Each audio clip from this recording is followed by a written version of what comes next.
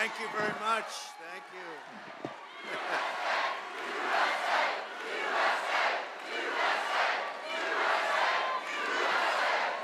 Thank you very much. Thank you to Matt. What a job he and Mercedes have done.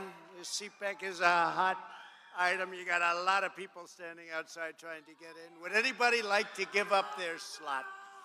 Would anybody? So I want to just pay my respects. CPAC is really, what a job they've done. And I'm thrilled to be back in the heart of Texas with the proud conservative patriots who are courageously leading the battle to, frankly, save our country. That's what it's about. For a year before the election, the fake news media said Texas was in play. It's in play. You know what in play means? Like it's close. And they were right, except it was only in play for me. For me and you, actually. No, it was in play for me. They said, the polls have closed in Texas. Donald Trump has won Texas. You know, it was like, but how long did we listen to it? It was in play. It will never be in play if we have the right candidate. This state is never going to be in play. This is a very, very special place. And we're going to keep it the way it is. And we're going to bring back your energy. I told you this was going to happen. I told you. Actually, Texas believed us. With the help of everyone here today, we will defeat the radical left, the socialist Marxists, and the critical race theorists. Whoever thought would be even using that term? We will secure our borders. We will stop left-wing cancel culture. We will restore free speech and fair elections. And we will make America great again. It's very simple. Very simple.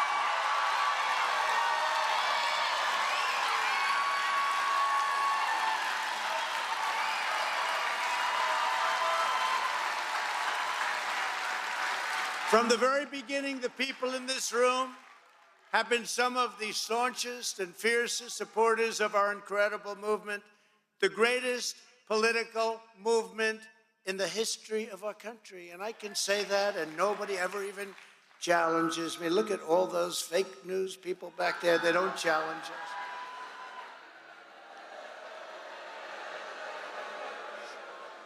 They don't even challenge.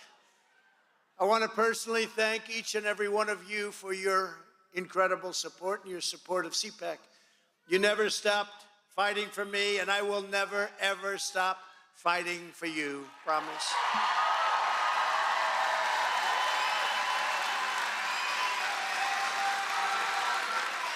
I especially want to thank two wonderful and really extraordinary people who make this incredible event possible. You know them almost as well as I do, Matt and Mercedes Schlapp. Thank you, Matt. Thank you. Stand up, please.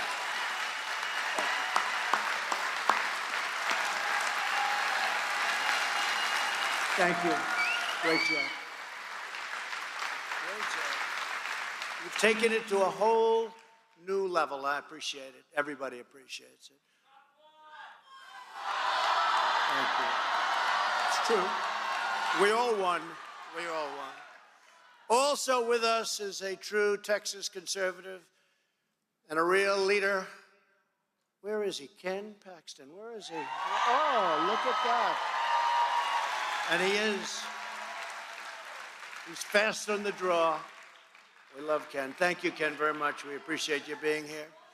We're also grateful to be joined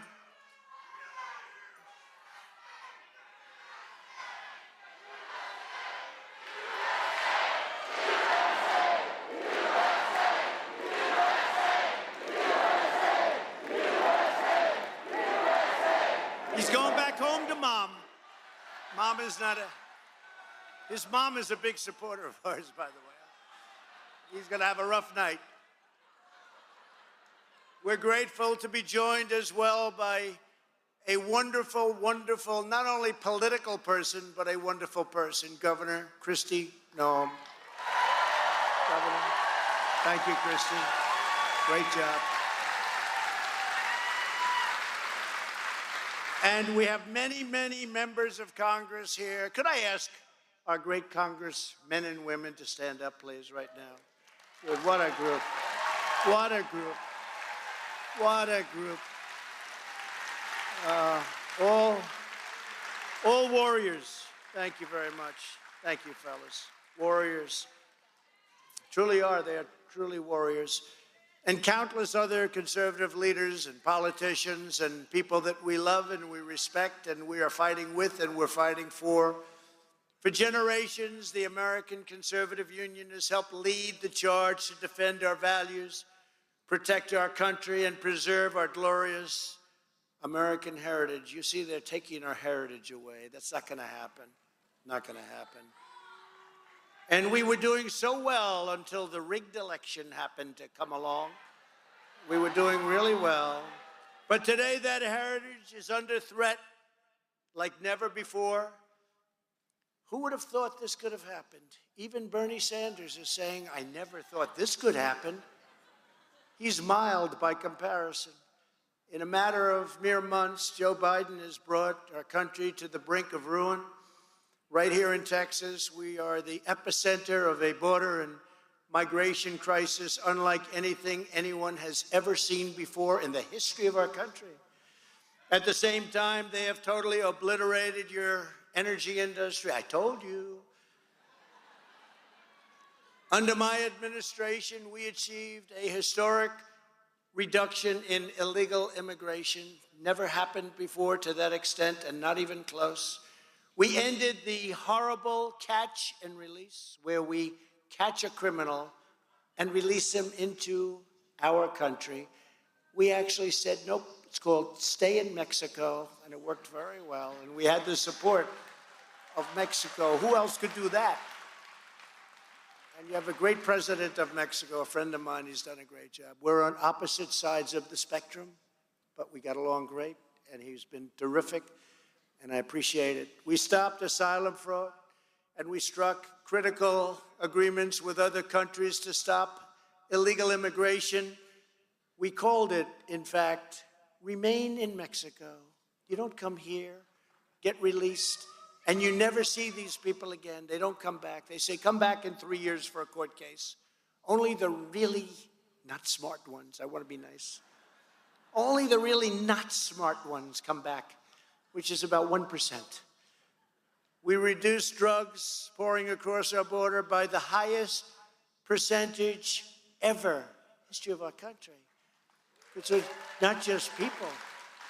We shut down the migrant caravans. You haven't seen those caravans. You get ready because they're coming up right now. You've been watching them come through. And in those caravans, you have some deadly people. We dealt a crippling blow to MS-13. We deported criminal aliens by the thousands and thousands and thousands, and we built almost 500 miles of border wall, the exact wall that the Border Patrol wanted. I thought we could use nice concrete plank, just knock it out. They said, sir, we want steel, concrete, and rebar.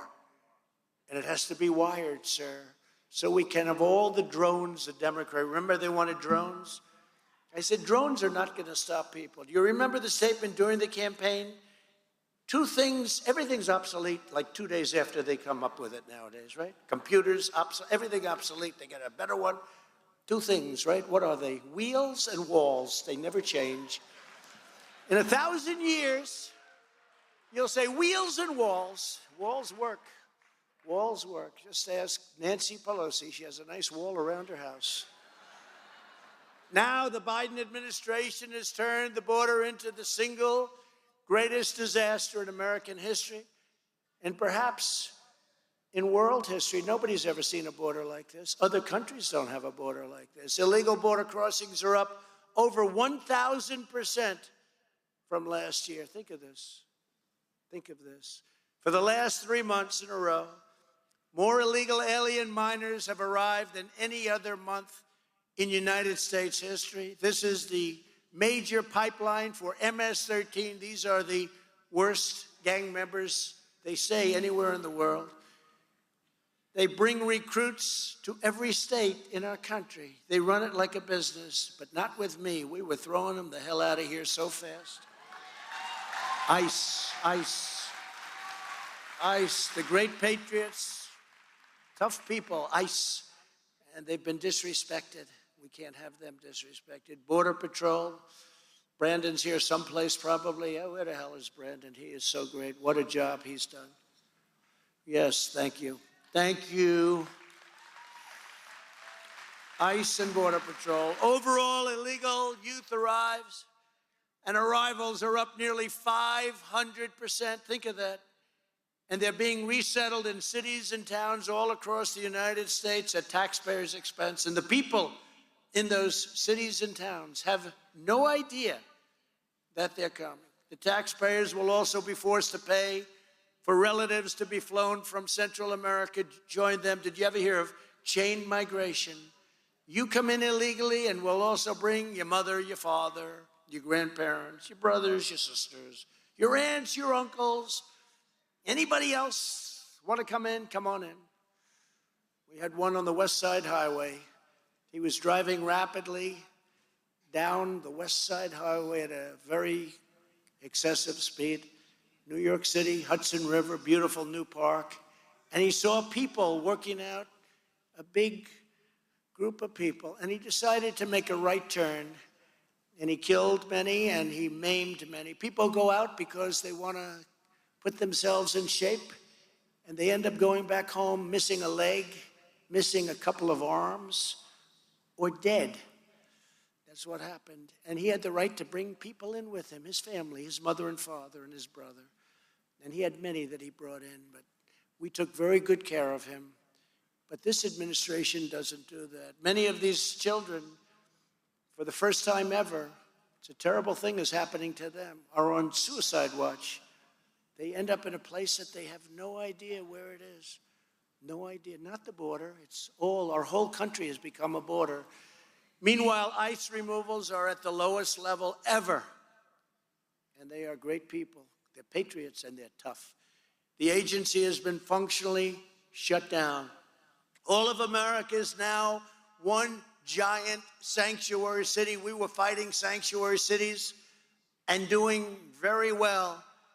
They're meant for criminal aliens. That's what they're meant for. Under our administration, we sent a very different message to the coyotes, human traffickers, child smugglers, vicious criminal cartels, and savage MS-13 gang members.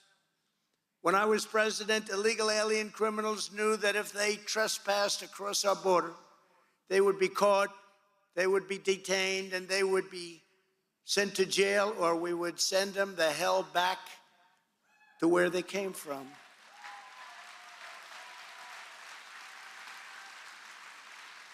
We created the most secure border in all of American history by far. Biden's border crisis is also helping drive an unprecedented crime wave. And you see the crime wave. Even without this, you see all in Democrat-run cities. Please remember that. The bloodshed and violence in these cities is reaching epidemic proportions. Homicides are up 42% in Los Angeles, 37% in Philadelphia, 68% in Atlanta, and over 500% in Portland over this time last year. Think of that, Portland. What they did to Portland, and nothing happens to Antifa, and nothing happens to BLM, but to people that are patriots or conservatives or Republicans. They stay in jails for extended periods of time, and they destroy their lives. But we're not going to take it anymore. In New York City,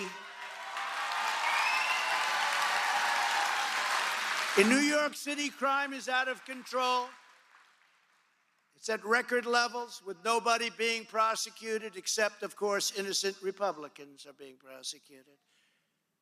The Democrats know their policies on crime are so unpopular, so radical, so crazy. They are now trying to pretend they never led the defund the police movement in the first place. Disinformation. We never said defund the police. You know who did it? The Republicans did it. That's what they do. It's called disinformation. How about Russia? Trump had to do with Russia. He loves Russia. He loves Putin. He loves everybody. Turned out to be the Democrats, right? After 2 years, they figured, gee. And after a while, people actually believe this stuff. But now they're saying defund the police. Well, we didn't say it, it was the Republicans. It's called disinformation. You have to be wise to it. It's very simple. If you support defunding the police, vote for the radical left Democrats, and you see what's happening to the cities where they defunded the police. There's never been anything like it. If you want more police and more cops on the streets, vote for America First Republicans. Or let's put it very simply, vote for MAGA. Make America great again. MAGA. MAGA, MAGA, MAGA.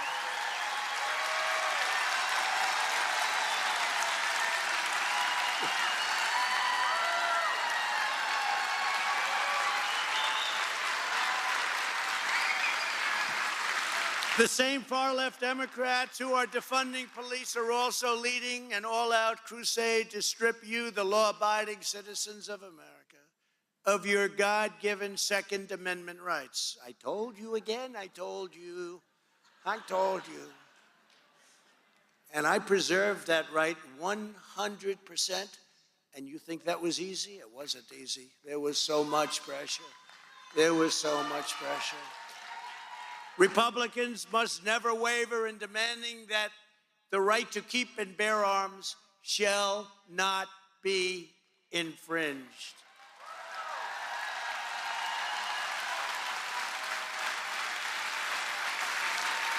Can't let it happen. Thank you. Thank you very much. But it's not only the Second Amendment that the leftists want to destroy. They are hard at work to abolish the First Amendment as well. Probably all amendments when you get right down to it. Why not? The radical left and big tech's attack on free speech is unlawful, it's unconstitutional, and it is completely un-American. To protect the constitutional rights and liberties of every citizen, this week I filed a major class action. A lot of people are joining.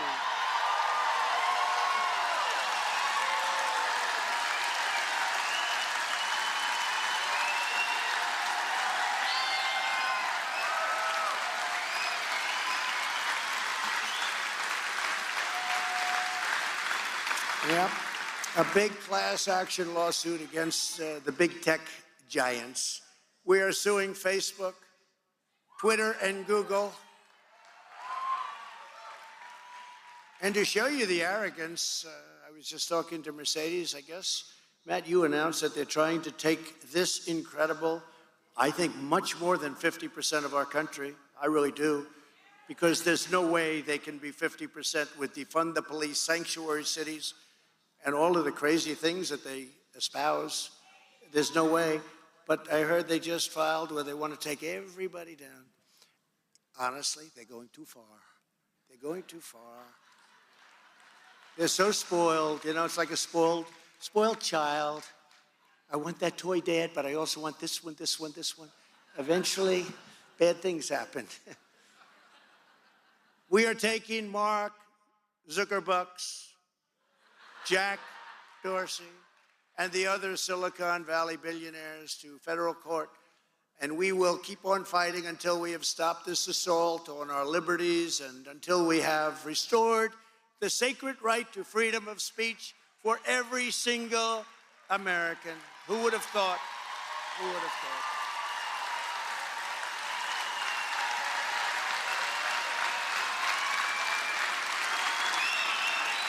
Who would have thought? Could anybody believe we're even talking about this subject 2 years ago, 3 years ago? Who would have believed it? In addition to their malicious attacks on free speech, these Silicon Valley tyrants are also attacking our democracy itself. The big tech election interference in 2020 was an outrageous assault upon our republic and upon the American voter. Terrible thing has happened to our country.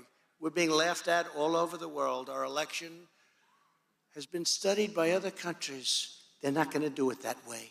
Mark Zuckerberg alone spent $400 million on election meddling. In virtually all of the key swing states, he funded unmanned and unprotected drop boxes that were deployed in Democrat-run cities and heavily Democrat precincts to scoop up ballots which were supposedly 94, 95, 96% for Joe Biden because he campaigned so well from his basement. How about where Biden did substantially better in the swing states than Barack Hussein Obama with the black population? Now, even though he did terribly throughout the country, but in those 5 places, he did very well. You know about that, Louis, right? He did five places, he did very well. Beat Obama. With the black population, I don't think so. But they practiced that and countless other schemes to illegitimately and illegally boost the Democrat vote. The drop boxes were often very late. Where are they? Where are they? What happened? They're supposed to be here. They're not. I can tell you what happened. Sometimes late by days in showing up to the vote counting areas. At the same time, the big tech giants worked together to suppress and diminish news coverage that was negative for Joe Biden. Look at all these stories that came up, and they were wiped out. Anything negative for Biden or the radical left Democrats, they just suppressed. In the most horrendous example, the oldest newspaper in America, and one of my favorites, it's a great one, the New York Post, broke one of the biggest scandals ever to emerge in a presidential election, providing extraordinarily detailed evidence of the corruption of Joe Biden. And where's Hunter Biden? You know where he is? He's painting right now for $500,000 apiece. Where's Hunter? His highest and best use, I can tell you, is in a studio to paint, even though he's never painted before.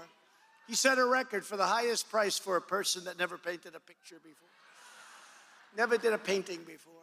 Then, without any basis whatsoever, Twitter and Facebook banned the New York Post's account of this terrible story.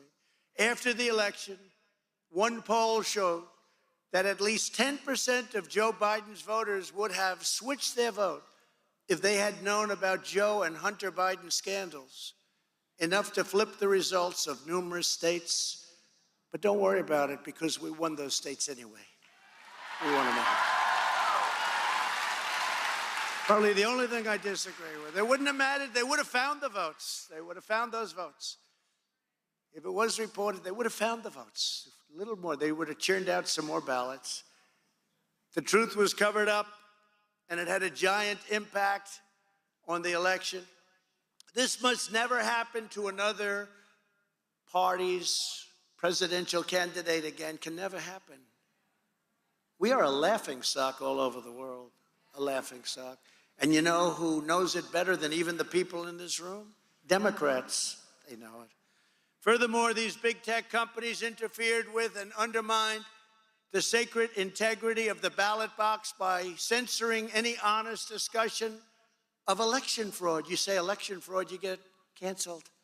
That's the one thing they want to stay away from.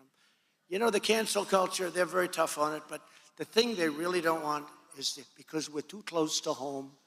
We got too close. Read Time magazine from 4 months ago, the cover story. They couldn't help themselves.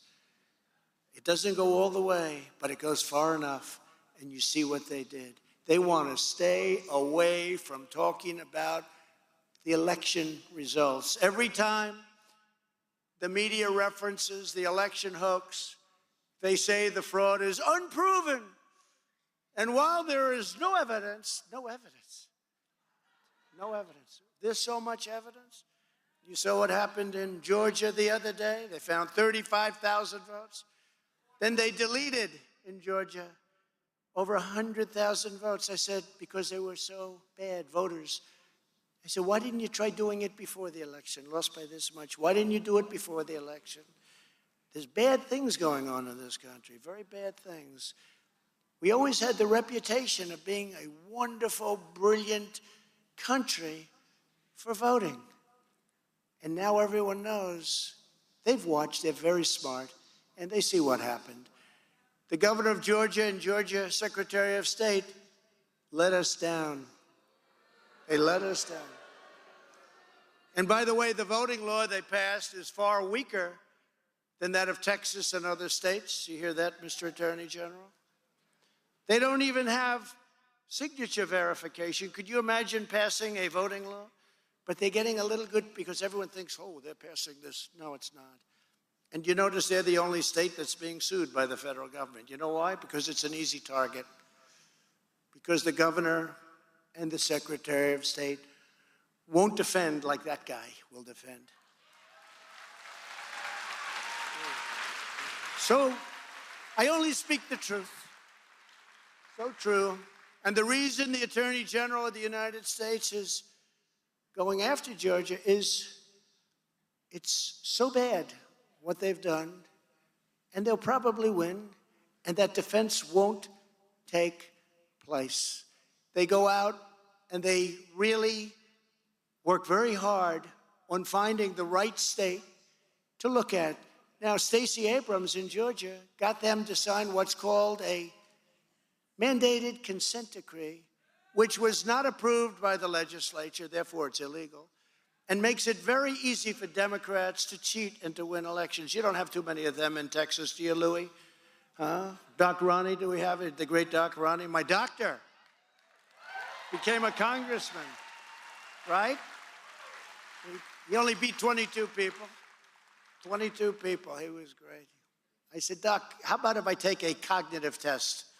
He said, well, you can do it, sir, but if you do, it'll be public.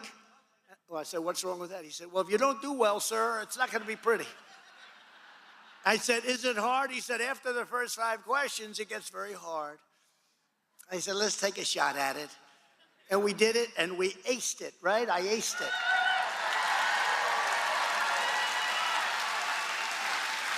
And one of the doctors said he's never seen anybody that aced it. And some of those questions are not easy, I will tell you that. How do you think Joe would do on a cognitive test? Hey, you never know. Maybe he's underneath there. There's somebody that's very unusual. Unfortunately, this was an election where the person that counts the votes was far more important than the candidate, no matter how many votes that candidate got, and we got record numbers of votes.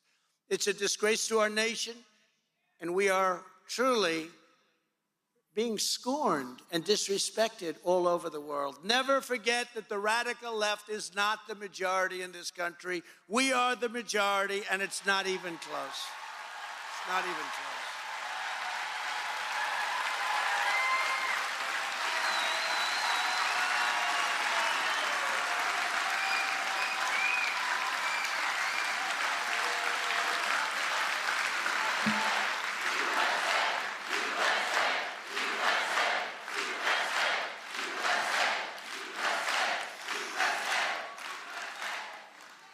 And when you look at their policies, it's just no way that can happen. There's no way. Weak military, they fight against the military, always fighting budgets, military. We need strong military right now, so strong. And having rebuilt the U.S. military is one of my greatest achievements. It was a sick and tired military. The equipment was old and depleted.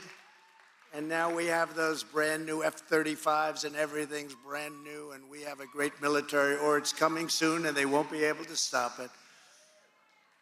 But the radical left cheat in elections, and the fake news media cheats in polling, like having me down 17 points just before the election in Wisconsin. Donald Trump, ABC News, Washington Post, just before. Now, when people hear that, it's called suppression. They say, we love the president, but we're going to stay home. Let's watch television, Harry. I said, that's a good idea. Harry's going to stay home with Janet. I'm down 17 points, and I felt I was winning the state, and we did, in my opinion, win the state. But it was very close, even by their fake numbers. It was very close. So they have it down 17 points. And interestingly, in 2016, the exact same thing happened. They had me down 19 points. Same people, ABC News, Washington Post, suppression. I was down 19 points, and I won the state. So that's a fake poll. It should be illegal. That's a fake poll. The same people, at least they got better. They had 17 instead of 19. But I was down 4 years ago. You know, we got them by surprise in 2016. They said, we're never going to let that happen again. That's what happened. Americans do not support the woke left. The people are with us. You have no idea how much. You have no idea how much. In a recent, highly respected Rasmussen poll, 58% of voters say the media is truly the enemy of the people. Think of that. 58%. And only 23% disagreed. Nobody can tell me that defunding the police, open borders, raising your taxes. It used to be, you're running for office, we're going to cut your taxes. This is the only time in history. We're going to raise your taxes. Oh, I'm going to vote for him. I want to raise it. And they're raising your taxes so you can waste this money on the Green New Deal, which is nonsense. So they want to put back the regulations. I took off more regulations than any president in history. And that's what gave us, really. I actually think, Louis, it was more important than the taxes, than cutting taxes. But we took off the regulations. It used to take 20 years to get highways approved and roads approved. And we got it down to 2, and we're going to try and get it down to 1. Well, we were going to get it down to 1. Now we're going to have to wait a little while, I guess, you know. It'll get back up to about 18 or 20 pretty soon, and then we'll bring it down one day. You just wait and see. The Democrats are terrible on policy, but they're very vicious, and they're smart, and they stick together. They don't have Mitt Romney's and little Ben Sass's and Bill Cassidy. How about Bill Cassidy? He campaigns in the great state of Louisiana. He campaigns that he's Trump's friend. Every ad has Trump in it. Trump, Trump, Trump, Trump. And then he votes to impeach me. I mean, can you believe it? But I always sort of felt that about that guy. Lightweight. But you have another very good senator there, John Kennedy. He's very good. Very good senator. And Bill Cassidy can't walk down the streets of Louisiana without having nasty things said to him. And they don't have anyone, the Democrats, like the warmonger and most quoted Republican in the history of our country by Democrats, Liz Cheney. She's quoted all the time. Every time a Democrat gets up to make a speech, you know this, fellas, right? You have to live with her, I guess. Maybe not much longer. But every time they get up to make a speech, and to quote Liz Cheney, Democrats are ruthless, but they are united. They don't have these Romney types. They don't have them. It must be wonderful to live like that. But they have bad policy, and they have policy that's going to destroy our country. Like socialist and communist movements throughout history, today's leftists do not believe in freedom, they do not believe in fairness, and they do not believe in democracy. They believe in Marxist morality. Anything is justified as long as it hurts their political opponents and advances the radical agenda of their party. It's a radical agenda like nobody has seen before. Before our very eyes, the radical left Democrats are turning the law itself into a weapon for partisan persecution. It's persecution. It's really party. Look at what they're doing to incredible people like Rudy Giuliani. I mean, he's an incredible, greatest mayor in the history of the city of New York, great crime fighter. And at the same time, they're weaponizing the IRS against conservatives and Christians, just like they did with the Tea Party, except worse. There are now 2 sets of laws in this country, one for the left-wing mob, the rioters and the rampagers, who can do whatever the hell they want to whomever they want to do it. And there is another set of rules for law-abiding conservative Americans, happen to be Republicans, who simply want to speak their minds and exercise their rights, like to talk about a rigged election. Talk about a rigged election. But Rudy Giuliani, and I mean that, he is by far the greatest mayor of the city. And now you realize, you know, it means more right now, Matt, than it would have meant 5 years ago when you say that, because you see what the hell is happening to our cities, New York in particular. But one of the great crime fighters of his generation has had his law license taken away by the radical left, all because he was fighting against an election result that he saw was corrupt. That means you can never, ever fight anything. That means, you know, someday it could swing the other way, right? Could swing the other way. Probably won't for a long time, but we're not letting it happen. Under the standard that has now been applied to Rudy, lawyers are no longer free to represent their clients, and their livelihood itself depends on one thing only, whether or not they want to fight the corruption. Think of it.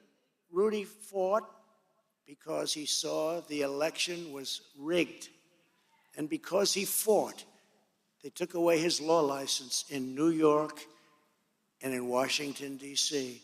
And this is a great man. This is a man. I lived in New York. You could walk down the streets. You were proud of the city. You're not proud of the city anymore. You're not proud of what's happening. While many Democrats fought viciously and got caught lying about the 2016 election, they were lying.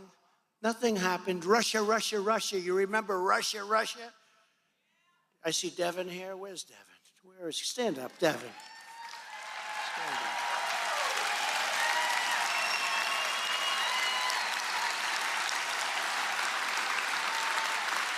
When I came in, he was in the basement of an office building, the basement of the White House. They said, sir, there's a congressman. He's going through files and files because he knew that what Shifty Schiff was saying was pure bullshit. He got it. He understood it. It was made up. Whoa. And he and another great one, I could give it to everybody here, frankly, as far as I'm concerned, because they're great. And you have a star on your left. Stand up. Stand up. Our star. Thank you, Byron. Thank you. Devin always knows who to sit next to. But Devin received the Presidential Medal of Freedom along with Jim Jordan of Ohio for the incredible courage they showed. So thank you very much. But he got it a long time ago with Russia, Russia, Russia. You know, I tell the story during the campaign, guys would come up to me, and we're doing well, and this is 2016, we're doing well. Sir, do you know anything about Russia? No. What am I supposed to know? No, Russia. I know Russia. No, but I don't know that. 2 months later, a guy come up, different. Sir, what do you have to do with Russia? Do you have anything to do with Russia? No. What do you ask? Then after about 4 or 5 guys coming up, I'd say, like, what the hell is going on with Russia? And it was a scam. And then we went through years with Mueller, and there was no collusion. Oh, they wanted, remember, 18 angry Democrats. Oh, they went after us. They'll send everything into New York. They'll give it a shot now. 18, they've already done that. In fact, it's photocopies they use. They use photocopies of the same stuff I beat in Washington. If anyone should be losing their jobs, their law licenses, and being investigated for crimes, it's not Rudy Giuliani. It's Adam Schiff. Adam Schiff is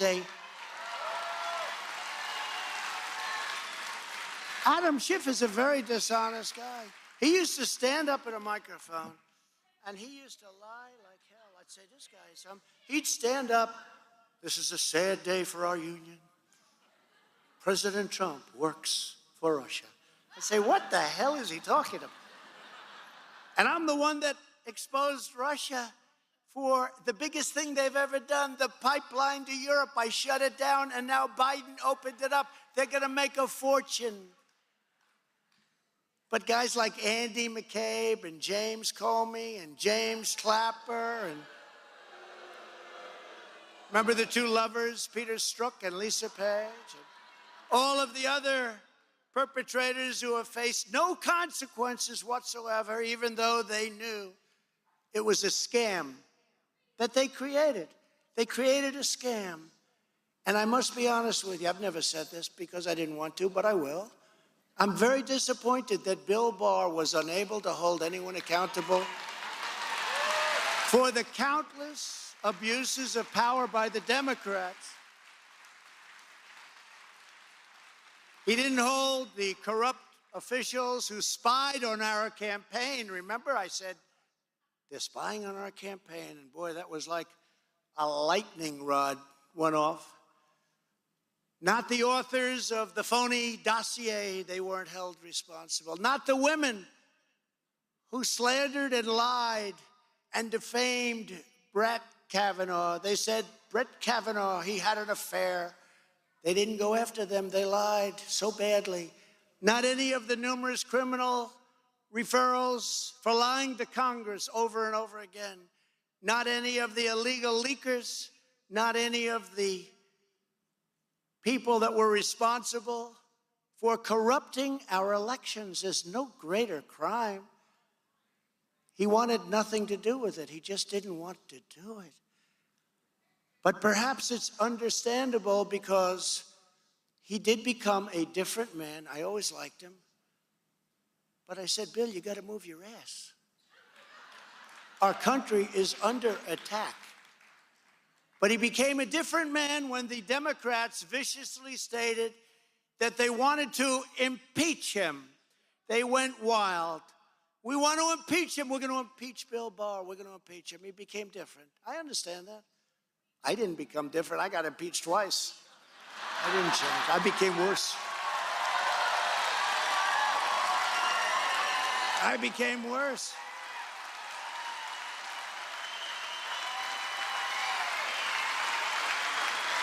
So I guess I can understand it. But I just a day ago received a statement from the U.S. Attorney, highly respected, in Pennsylvania, that Bill Barr would not allow him to investigate voter fraud. Can you believe it? Now, you have to understand, Philadelphia is the second most corrupt place, so I understand, okay? So I understand. In the nation. You know what first is? Detroit. Detroit was so corrupt. Philadelphia was so corrupt. But the U.S. Attorney was not allowed to investigate water. This just came out in a letter. You don't even know about this, Devin, right? Matt, that's a big one. What do you think? We have a letter. You'll have to get it from him because I want to stay out of it.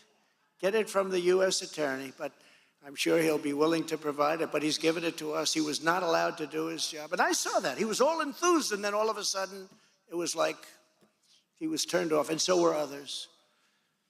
This was true with so many others that when the Justice Department, they failed to call out the late-night ballot stuffing that took place in Georgia. Remember that?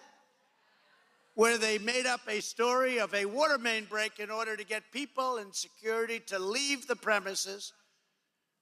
And then they went into a rampage of stuffing, essentially, the ballots. But now that event, because of me and some very good people, is in court. Let's see how that one turns out.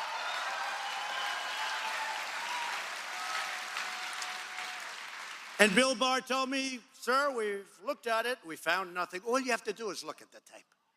By the way, there was no water main, you know. Remember? There was no water main. Remember? I said to him, but what about the water main? Oh, I didn't hear about that. Well, I heard about it. There was no water main break. They said there was. And the people all ran. Except a group of people came back. Boom, boom, boom. That's one is easy. All you have to do is look at the tape. It's incredible what tapes can show. The fact is, Republicans play a much nicer, kinder game than the Democrats, but based on what we've seen and what we're witnessing now with all of the prosecutorial and other misconduct going on, perhaps Republicans will have to rethink their game plan. Louis Gohmert would agree with that.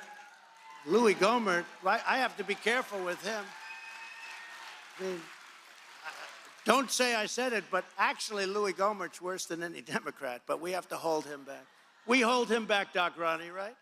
Louis, what do you think of that, Louis? You just heard something for the first time. Pretty amazing, isn't it? And by the way, where's Durham? What happened? Where is he? He disappeared. Why didn't they use the very well done Horowitz report? And it was very well done. It was incredible. Even the New York Times wrote the most vicious editorial about James Comey based on the Horowitz report, which talked about the crimes and bad acts committed by Comey, McCabe, and others. This is even before you go with Durham. I'd like to thank Inspector General Horowitz for that report. It should have been used. They didn't want to use it. I guess it's deep state. I don't know what the hell they're thinking. Deep state, is there something?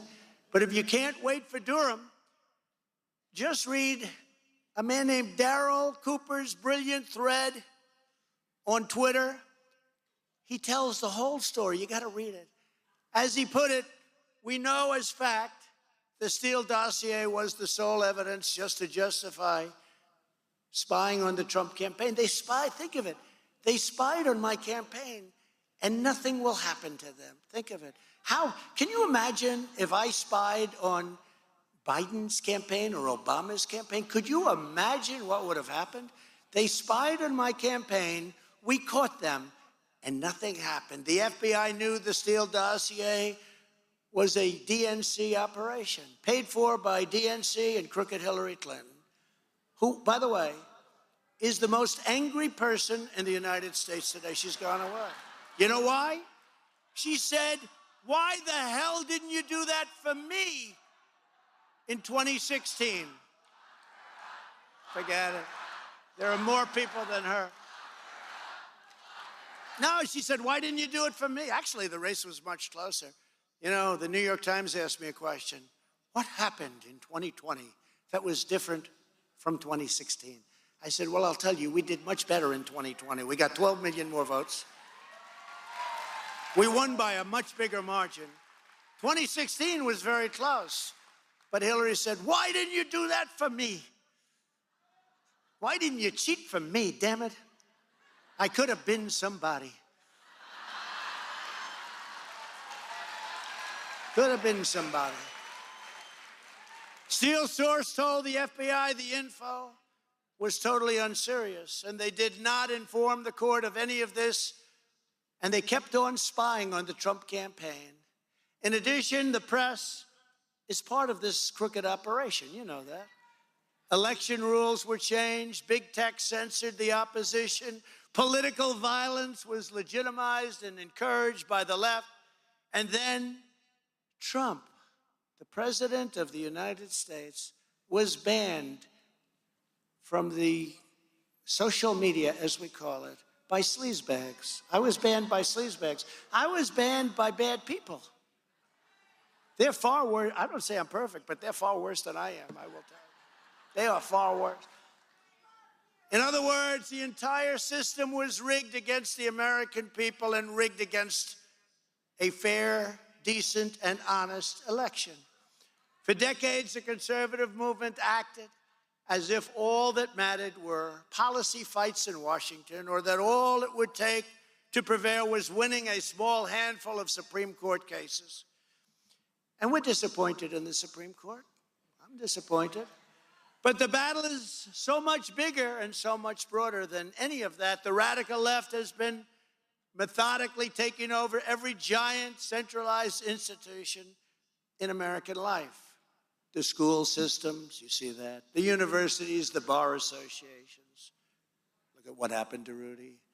Hollywood, journalism, the big banks, big tech, and even the Supreme Court, where we're getting some unexpected rulings because the 9 justices do not want to be packed. And the Democrats are in a position to pack the court, and they don't want to be packed. So they don't want to look at the election. They said, we don't want to see it. We had, led by that gentleman right there from the great state of Texas, we had almost 20 states, and we thought we had a case where the standing was so good. You know, I wanted to do it personally, but they said, sir, you're the president, you have no standing. I said, what kind of a system? Wait a minute, I'm the president. They said, the thing that has the standing are states. And if you could get 1 or 2 or 3, they got almost 20. And they were really strong about it. And you know what? The justices never looked at the case. They didn't look. And many of the judges didn't look at the case. But we do have cases going on right now where I think you have patriot judges, and we'll see, We're going to see if that happens. But if the justices got their way, they won't be packed. In other words, what's happened is vicious things. Look at the Schumer statement that he said when he was on the court steps. So he's no longer protected because he's not, in Congress, if you're a guy like Adam Schiff, you can lie and lie and lie. You can't do anything. You have immunity. But once you step out of that building, Schumer said horrible things. He said a mafia-like statement to the judges. Nothing happens. Nothing happens. But they are playing the ref. Playing the ref? Even better than the great Bobby Knight in his prime. I love Bobby Knight. He came out from great state of Indiana. He came out, he endorsed me. It was over in Indiana. But Bobby Knight used to scream at the refs, and they'd say, why are you doing that? You're never going to get the call changed. No, I'm not worried about this call. But the next call they'll be thinking about. That's what's happening with our Supreme Court. That's what's happened. They don't want to be packed. We don't want to have 24 judges. They said 13. I said, the Democrats are too smart for 13. It's an unlucky number. Why would they have 13? So they'll make it 15, but they'll probably make it 23, 21, 19. It'll go up. And if they would have looked at the case, we would have won that case, in my opinion. And they would have never been packed because you would have had a beautiful veto sitting right in the Oval Office. I would have vetoed it because it's a terrible thing. But the Democrats are vicious to the Supreme Court and to Kavanaugh. He's another one. Yeah, Bill Barr, they screamed, we're going to impeach him, we're going to impeach him. And it changes people. And how about Brett Kavanaugh? We're going to impeach him on women that admitted, ultimately, that nothing happened. They weren't even in the country, one of them. It was all a made-up scam. They should be prosecuted. They should be prosecuted. And they weren't. But with Brett Kavanaugh, they're screaming, we're going to impeach him every time we're going to impeach him. And you know what? How does he get out of that? By voting for the Democrats. So it's a very sad thing. And he went through what no other person I have ever seen go through. That hearing was the most vicious, horrible hearing, I think, in the history of our country. I don't think there's ever been anything worse than that. In New York City and state, far-left Democrats actually ran for office, promising to prosecute me, my family, and my company without knowing anything about me. I never even heard of these people. They knew nothing about me. We're going to get him. We're going to get him. We're going to get Trump. And she won. She won. A lot of people running. She won. On the basis, we're going to get him. What did he do? I don't know, but we'll find something. No, how would you like this? They're in search of a crime. To them, it did not matter whether any laws had been broken. The crime was opposing the radical left Democrat Party. This is lawless and tyrannical behavior. It's a political persecution, like something straight out of the communist countries that you see around the world, the few that are left. Yet it's happening here in America at the hands of radical left Democrats. And the Republicans, again, they just don't seem to understand at that top level what the hell is happening. They don't do it the same way. And maybe they're going to have to change. Our job and our mission is to resist this poison and fight for our republic with all of our heart and with all of our soul. For decades, the career politicians who sold out our country, shipped away our millions and millions of jobs, and sent our children to die in endless foreign wars have gotten away with the most flagrant corruption imaginable. These people sold out our country. As Vice President Joe Biden flew his son Hunter around the world on Air Force Two, sucking up money like a vacuum cleaner. Hunter's emails show that he collected millions and millions of dollars from foreign nations, including Ukraine, while setting aside a cut to the big guy. Who is the big guy? That's Joe Biden. Well, that's not allowed to. And Joe Biden said they're not getting the $1 billion unless that prosecutor is out. What the hell? Could you imagine if I said that? If I said that, they impeached me and nothing happened. Can you imagine if I said they're not getting their billion and voila, he was gone. He was bragging. I don't know what the hell he was thinking when did he know the tape was running when he did that? And nothing happens. Nothing happens. You know why? Because Bill Barr is a nice man. Bill Barr and the Republicans are too nice. They're too nice. These are vicious, vicious people. And they will destroy our country, and they will do whatever they can to do it. Hunter said that he gave half of his salary to Pop, and that he paid vast amounts of money for Joe Biden's expenses. Now, Joe Biden has all these houses. He's always been like a senator or a congressman, right, for many years. Louis, I didn't know you made that kind of money, that you had mansions. You have mansions? Does Louis Gohmert have mansions all over Texas? I don't think so. He's got one house, and that's enough. That's all you need, right, Louis? Wants to go home to his bathroom and his bedroom and uses one toothbrush, right? No, but Joe's got a lot of toothbrushes. Yet not a single member of our treacherous, corrupt political establishment has ever experienced anything like the deranged and demented persecution that has been directed at me, my family, and everyone associated with us, everybody. I came down the escalator with our great future First Lady.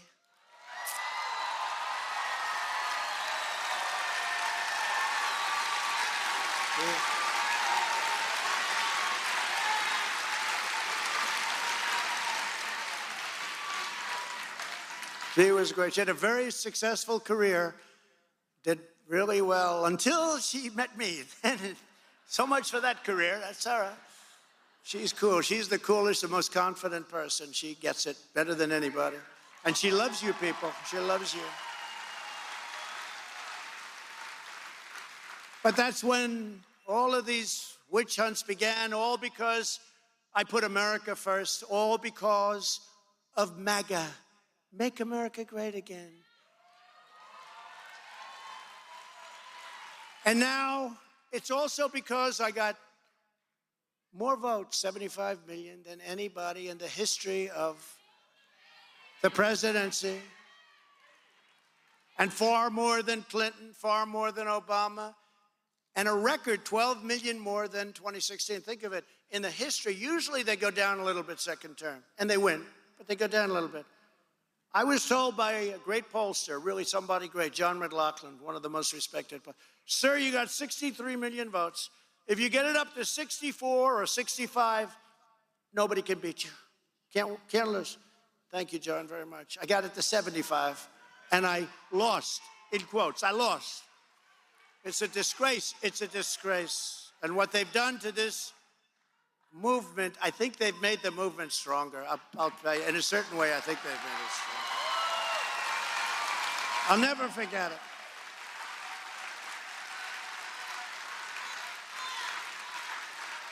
On election night, we did so much better than they ever thought in their wildest imagination that they just said, the hell with it, let it go. What they did. I'm also leading in the polls against Harris, because not a lot of people think that Joe's going to be running, but you never know. This is a strange world. And everyone else who's going to run on the radical left, whether it's on the Democrat side or I love my Republicans, but we're really kicking their ass too. But we love them. But we like it because they're friends of ours, right? So it's okay. I think we can say that affectionately.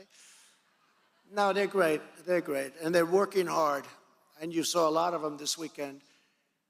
But the Democrats want me out, and they want me out as fast as possible. And here I am.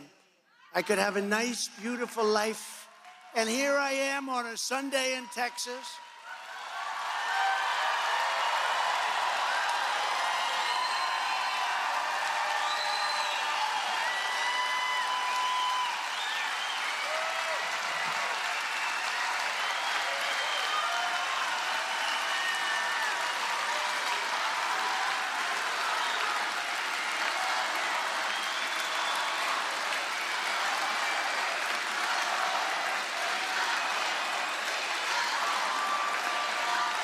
Thank you.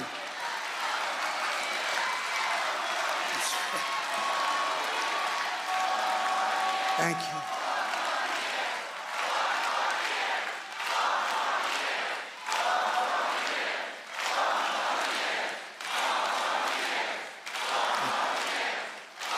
Thank you very much. No, I said to Matt and Mercedes, you know, because I've done this and we've had, and by the way, you have a poll coming out. Unfortunately, I want to know what it is. They do that straw poll, right? Now, if it's bad, I say it's fake. If it's good, I say that's the most accurate poll perhaps ever taken. And I know they have it. I guess it gets announced after. I want to find out. Are you going to? Oh, he won't. He won't tell me. I know, Matt. He won't tell me. Well, whatever the hell they get it released. I'll tell you, here's the story. If it's bad, it'll be front page news in the newspapers. If it's great, they won't even cover it. I hate to tell you that, Matt. And I don't want to convince him to do a bad poll, but, you know, the straw poll. So I did this years ago. And I got these great straw polls. It was the first time I ever did it, right? You know, I was a novice. But it was right here at CPAC. And I'm so proud of the job. I mean, look at this room. Look at outside. We have thousands of people trying to come in. I mean, our only thing is next time we'll have to get a bigger place, I guess, right? Next time. But I said to Matt, and much more importantly, I said to Mercedes, I said, give me Death Valley. Give me the worst time, the worst slot. We'll fill it up. He said, well, sir, that would be Sunday afternoon because most people are doing other things.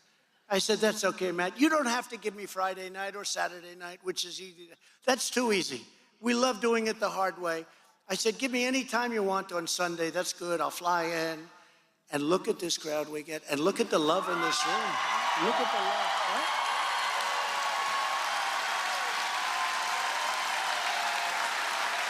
right? No, we'll give Saturday night to Louie and to the Doc. We'll give Saturday night to Byron. We're going to give Saturday night to Devin. We're going to give somebody Friday night, which is almost as good. They give me Sunday, and I love Sunday. You know why? It reminds me of church. That's okay. But no, I'm honored that, you know, it really is. I said, give me your worst time. I don't care. And he gives me the worst time. He actually did. And he just broke his record.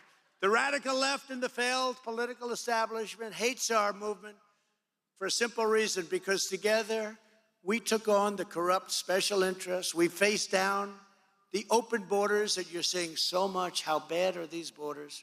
They're coming out of the prisons. They're coming out of everywhere in these other countries. They think we're so stupid. They're letting their prisoners out, floating in through the caravans, come into our country, murderers, drug dealers, human traffickers of women.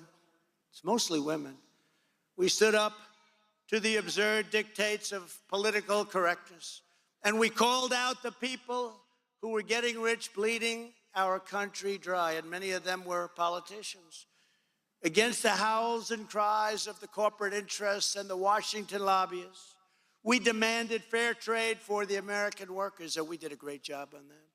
We finally ended the worst trade deal in the history of our country, NAFTA.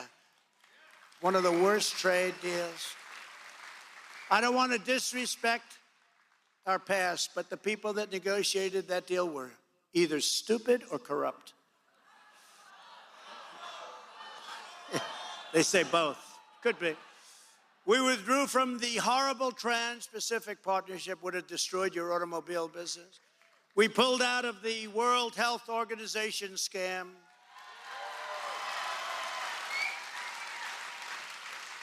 You know, the World Health Organization, I pulled out because they're like a pipe organ for China, right? So I pulled out. They called me, they want us back. So the guy's just nice guy, you know, wants us back. Sir, we really want you back. We really want you back. I said, how much are we paying? Almost $500 million a year. How much is China paying? $39 million a year. I said, okay, so let me ask you a question. We have 325 million people, not including illegal aliens, which who the hell knows? I don't think they have any idea what we're. But we have 325 million people. China has 1.4 billion people. They're paying 39. We're paying 500. So let me ask you a question. Would you take us back if we paid 39? Yes. I said, okay, I'm going to think about it. But when I pulled out, it was so popular, I couldn't even get back in for 39 because everybody, including Doc Ronnie, thought it was amazing that I pulled out because he understands it's a pipe organ for China and for others, but mostly for China. So I said, so I would get back in for 39 million? Yes, sir. Okay, that was it. I didn't go back in even at 39. In other words, I turned it down. And now, because of the rigged election, we're out. He's in. And he immediately says, we're going back in. He went back in for the same price that they were paying before. Now, you know what? 450 million in terms of when you're dealing with billions and trillions and all of this, it's a lot of money. This is a year. This is every year. We pay almost 500 million. They pay 39 million. Their country's much larger. But why wouldn't they say, we'll do it for 39, or in theory, less. Let us in for 10. I think they would have taken it. In fact, one of the reasons I wasn't happy, I should have started off lower, Matt. Instead of 30, I said, how about, would you do it for 9? Proportional, right? So they go back in, and nobody said, we'll go back in, but we want to come back in at 39 million or 30 million or 20 million. They said, we'll go back in, and now they're going to be paying what we've been ripped off for years. And we don't have control of it. China has total, absolute control. We have none. What do you think of that, Matt in the second row? Our acting attorney general, he took a lot of abuse. Thank you, Matt. Thank you for being here up here. I just see you there. Thank you. So think of it. So we have this deal, and they just go in. This is the way our country runs. It's the way our country runs. We built an aircraft carrier, and the aircraft carrier has all sorts of problems. It's the Gerald Ford. They decided to use magnets for the elevators that bring magnets. You're in the middle of the ocean, big waves, bullets being shot at your ship. You got magnets. I could take this little glass of water, drop it in the magnets. That's the end of the elevator. And then they throw the plane off. And they decide to do it through electric instead of steam, right? Catapult, it's called. So they have a catapult. And for 60 years, it's been steam operated. They decide to do it, let's make it out of electric. So I go to the ship because it's been under construction for years. It was going to cost $2.5 billion.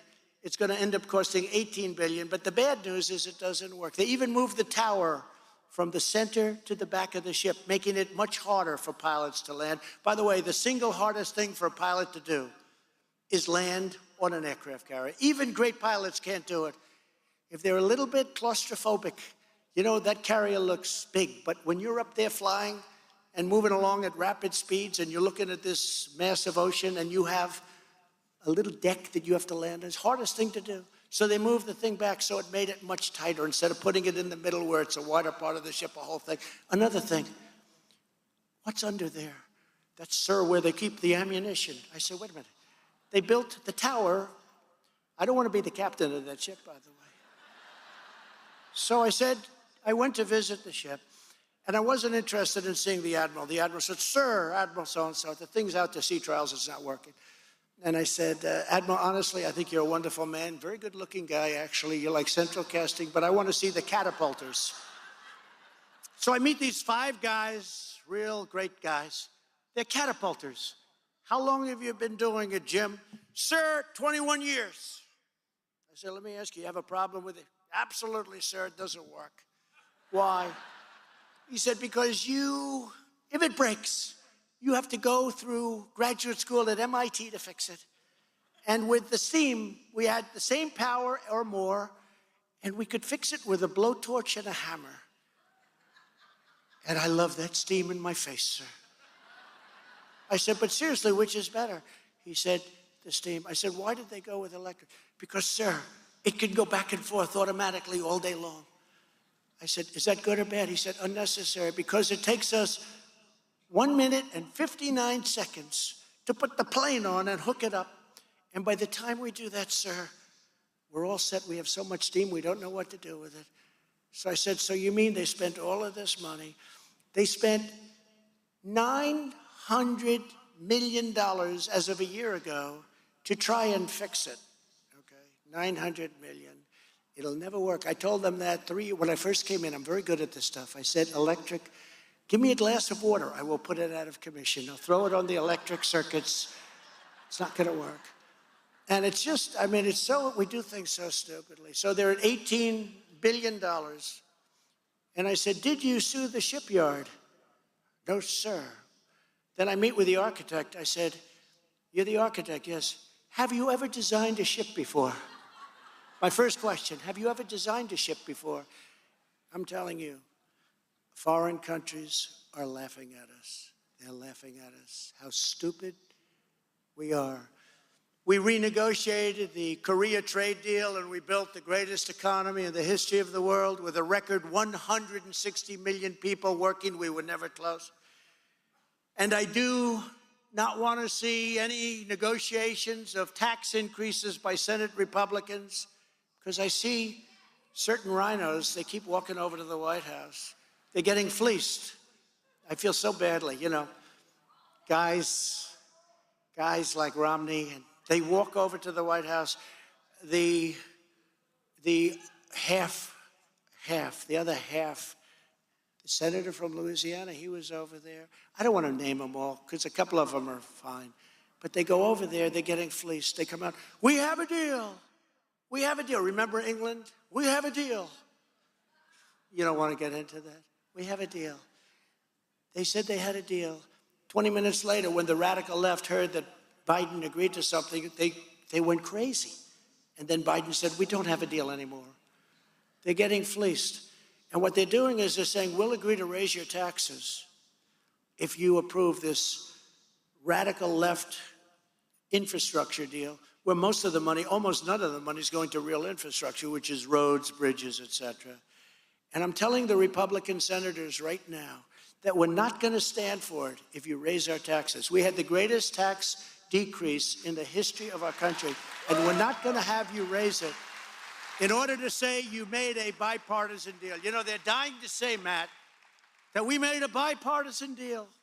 You don't have to do that, because you're getting fleeced. It's all Green New Deal stuff. It's nonsense, and it's going to destroy our country. And inflation's going to be a big problem. We can't let it happen. Despite the pleading and begging of the outsourcers and globalists, I took on China like no president had ever done before, imposing massive tariffs to protect American workers and bring jobs and factories and billions of dollars back. You know that, back to our shores. We made a great deal with China, which has immeasurably helped our farmers and manufacturers. And we put the Chinese Communist Party on defense. For the first time ever in the history of our country, we never took in 10 cents. They're paying us billions. And you know, it's interesting. Biden, he wants to end the tariffs. If he does, China will take over the whole deal, okay? But they're finding it hard to do.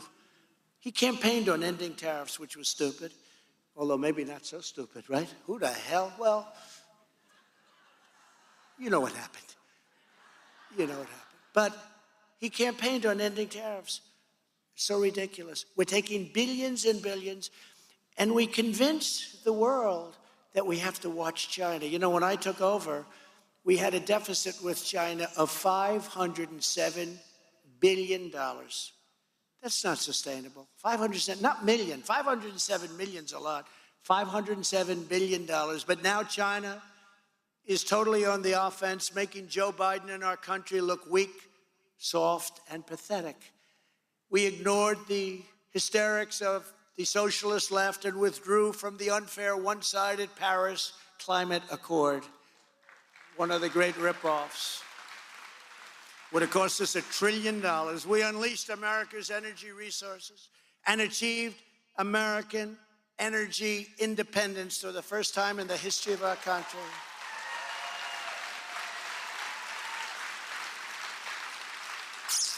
And we don't need windmills in Texas and lots of other places. We don't need windmills. They ought to end that program as quickly as they can. When the plague came in from China, I dragged the slow and complacent bureaucrats from the FDA and the CDC into the Oval Office. I pushed them like they have never been pushed before. And thanks to the relentless efforts of my administration and me, we got miraculous therapeutics straight to patients with historic speed. And we produced 3 vaccines to end the pandemic in record time. Would have never happened. Would have never happened. We did it in less than 9 months. They said a minimum of 3 years, probably 5 years, and sir, it probably won't happen at all. And if we didn't have that, we would be in a position like perhaps over 100 years ago, right? 1917, over 100 people, I hear different numbers, but perhaps as many as 100 million people died. We beat back the failed foreign policy establishment to withdraw from the disastrous Iran nuclear deal. We recognized Jerusalem as Israel's capital and Israeli sovereignty over the Golan Heights.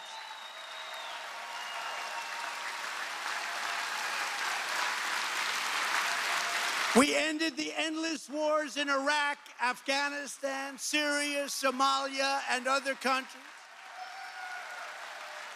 And we brought our beautiful troops back home. Now terrible things are happening in Afghanistan. We had everything in place to finish withdrawing responsibly, and Joe Biden is turning it into a total disaster. They don't respect him. He's leaving behind billions and billions of dollars of equipment. I told these generals, I want every nail brought back home. I want the tanks brought back home. I want it all brought back home. And instead, the Taliban is now parading around with our weapons that Joe Biden allowed them to capture. It's a disgrace. But with all of that being said, we should get out. 21 years is enough. 21 years. 21 years is enough. In everything we do, we refuse to bow down to the radical left, the rhinos, the political establishment, and instead we insist on standing up for America and making America great again and always putting America first. America's got to be first. Every day more people are realizing that we were right on all of the key issues, and that this is one reason why our endorsement has become, and it's really not just my endorsement, it's your endorsement, has become the most powerful weapon in politics. Last year, exact numbers, because if they weren't exact, they will come out at me, you wouldn't believe. 120 of the 122 candidates we endorsed in congressional primary elections won. So think of that. And the 2 that didn't, actually, they turned out to be great Trump people. They really did. They turned out to be great. But we had a great string of endorsements.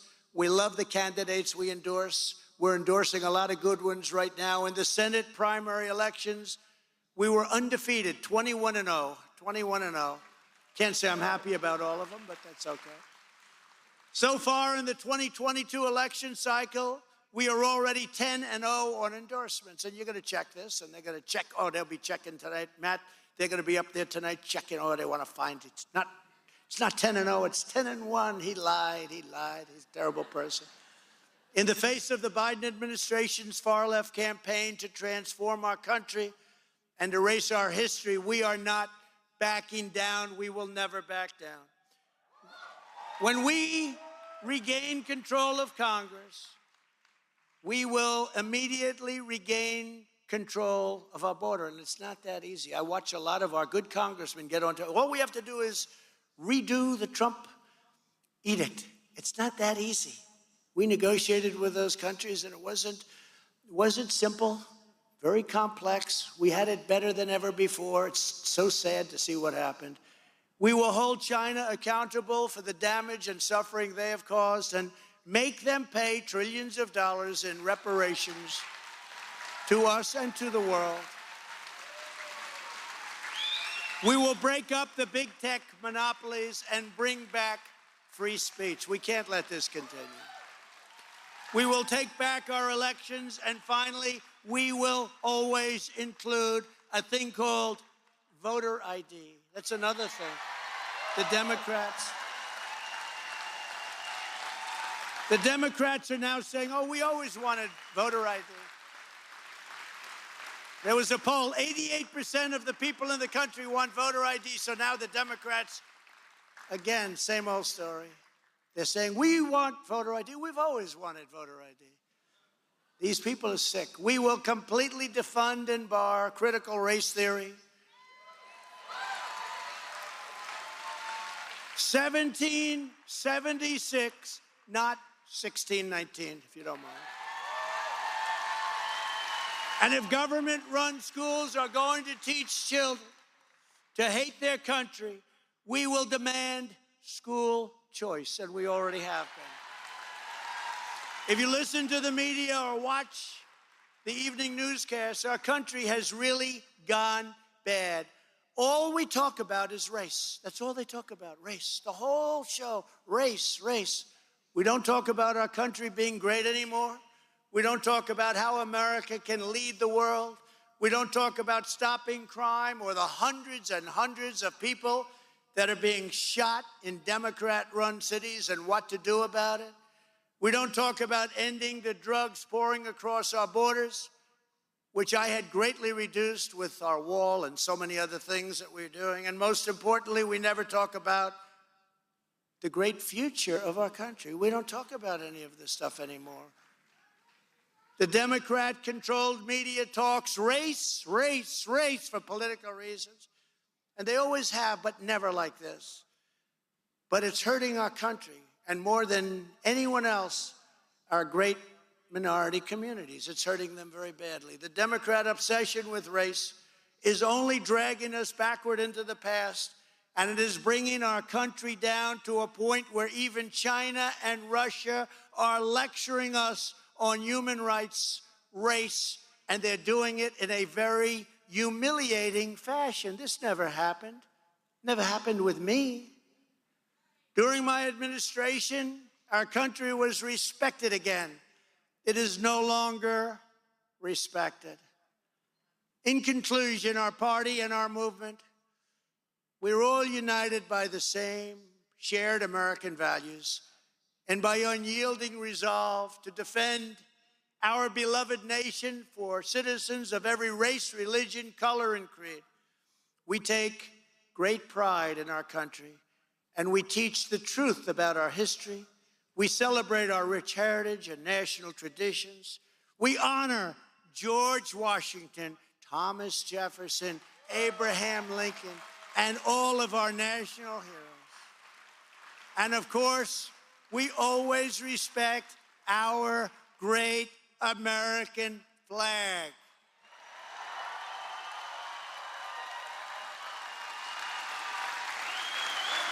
We believe in patriotic education for our children, and we strongly oppose the radical indoctrination of America's youth.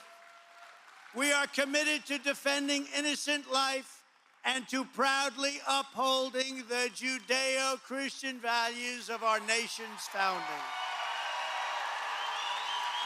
We embrace free thought. We stand up to political correctness, and we reject the intolerance of left-wing cancel culture.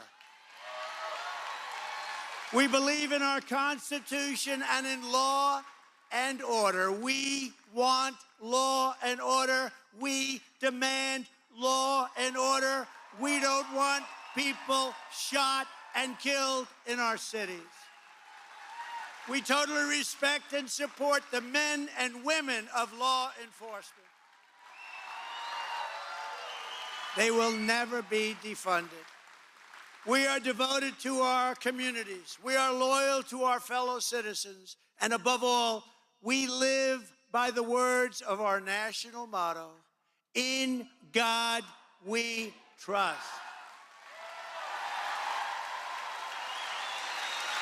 These are the convictions that define our movement today and must define the Republican Party, which has truly become the party of the working man and woman. The working man, the working woman. That's what's happening. Look how many people are joining. We have a much different party than we had 5 years ago. You were in big trouble, Republicans, and look what's happening. Now, for the next 16 months, we must pour every ounce of our energy into winning a historic victory in the midterms.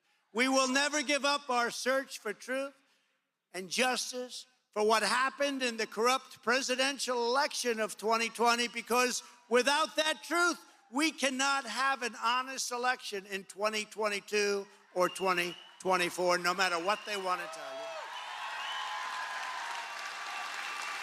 you. And our country will soon stand proudly for free and strong and proper elections again.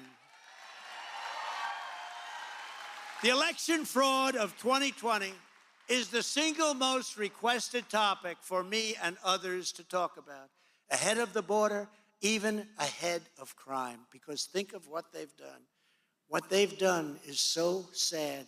Look what's happened to our country in just a short number of months. Everyone here today and every conservative all across our land needs to decide right now that together we will save this country. We must decide that we will not stop, we will not rest until our American heritage of freedom, liberty, and justice is once again safe and once again secure.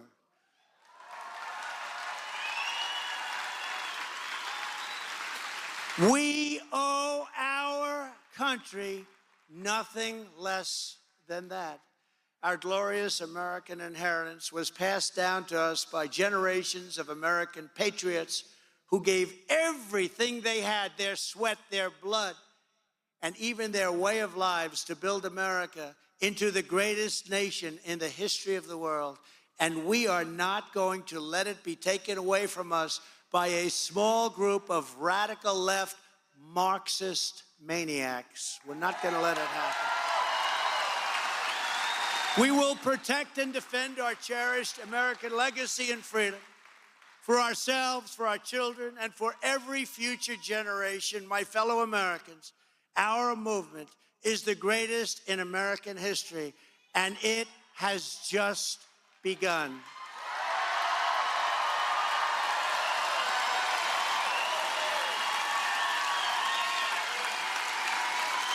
With your help, your devotion, your brilliance, and your drive, we will carry forward the torch of American liberty. We will lead the conservative movement and the Republican Party back to victory, and it will be a greater victory than this party has ever had. We will take back the House. We will take back the Senate. And then, after witnessing all that has gone wrong in our country in such a short period of time, with our borders, with our economy, with crime, we will take back that glorious White House that sits so majestically in our nation's capital. Beautiful White House, that's small letters, White House, that beautiful White House, and it is the most beautiful house of all. Working together, we will make America powerful again. We will make America wealthy again. We will make America strong again. We will make America proud again. We will make America safe again, and we will make America great again. Thank you. Thank you.